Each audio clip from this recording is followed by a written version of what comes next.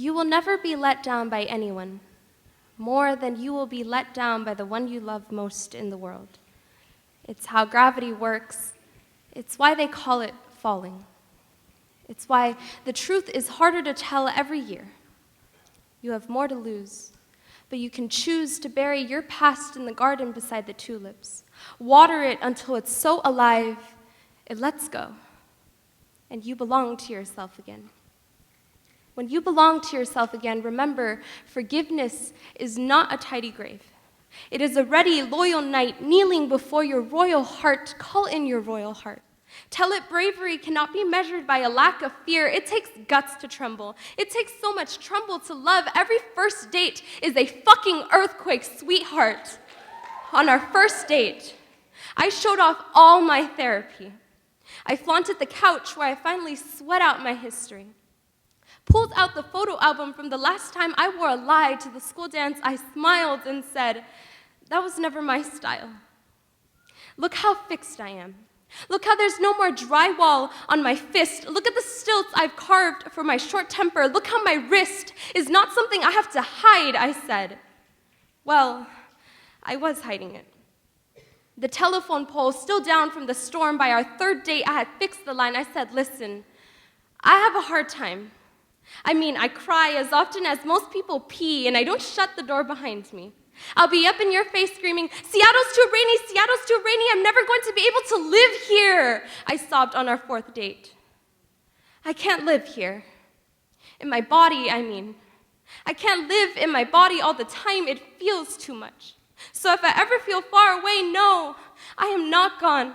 I'm just underneath my grief, adjusting the dial on my radio face so I can take this life with all of its love and all of its loss. See, I already know you are the place where I'm finally going to sing without any static meaning. I'm never gonna wait that extra 20 minutes to text you back. And I'm never gonna play hard to get when I know your life has been hard enough already, when we all know everyone's life has been hard enough already. It's hard to watch the game we make of love, like everyone's playing checkers with their scars, saying checkmate whenever they get out without a broken heart. Just to be clear, I don't wanna get out without a broken heart.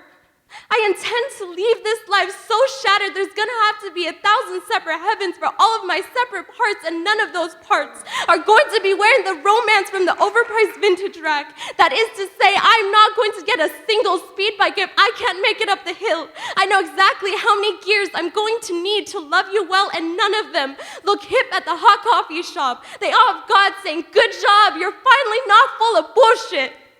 You finally met someone who's going to flatten your kneecaps into skipping stones. Baby, throw me. Throw me as far as I can go. I don't want to leave this life without ever having come home. And I want to come home to you. I can figure out the rain.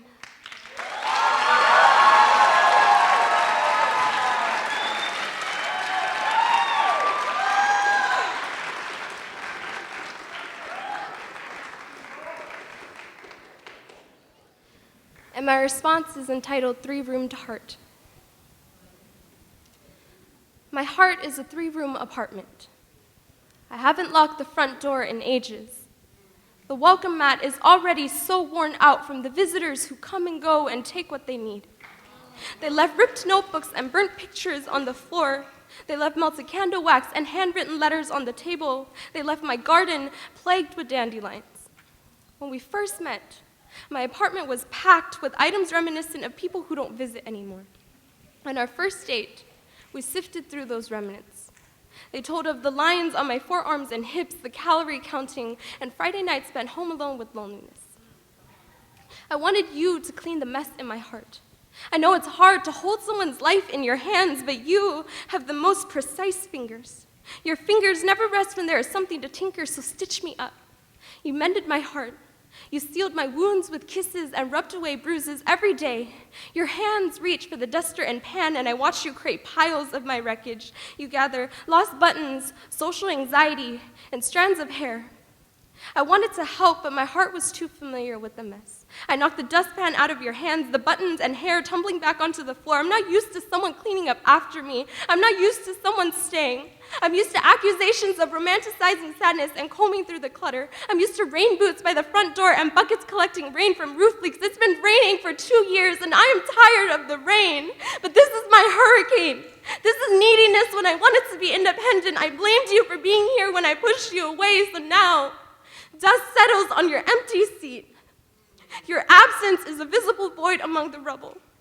I think you'd come back if you didn't have to drown in the mess, so I put the notebooks back on the shelf. I taped the pictures back together. I folded letters into drawers. I reignited candles. I sat in my house, peering out the window. Outside, I could see your hunched back tending to our garden. Your sunflowers, so cheerful and tall, began to curl with my relentless rain. I watched as your hands lifted their heads, then tended to my drowning dandelions. Still, despite our fights, you looked after me.